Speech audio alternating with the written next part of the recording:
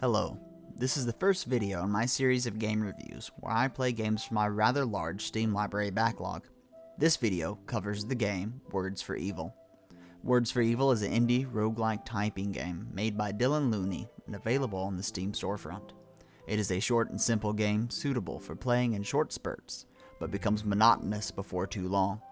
My most recent play session of Words for Evil lasted around 2.5 hours, and I was starting to get bored around an hour and a half in. When you start a game of Words for Evil, you have the option of selecting your party members. In the beginning, you can only select one, but you unlock a second and third slot as you progress through the game. These characters are the only form of cross-run progression, with any levels applied to these characters remaining after a loss. These characters are unlocked randomly throughout the game by inviting them to your party when they appear. The gameplay itself is rather simple and comes with 4 different forms of typing. First is the standard combat gameplay, where you are given a 7x5 grid of words. To attack, you must type a word that, depending on the length of the word, must either contain or be adjacent to the colored skill tiles. The more skill tiles activated, the higher the tier of your character's attacks. With more than one party member, more colors of skill tiles appear, each corresponding to one member. The second form of gameplay are loot chests. With these activities, you must spell a single word progressing from left to right along the 2 rows of letters. Successfully doing this before time runs out rewards you with gold and possibly stats for your party.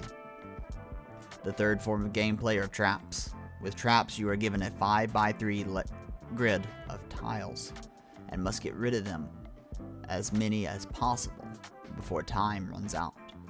Any leftover letter tiles will deal damage to your entire party, making careful thinking very important. The last form of gameplay only applies when a party member drops to 0 HP.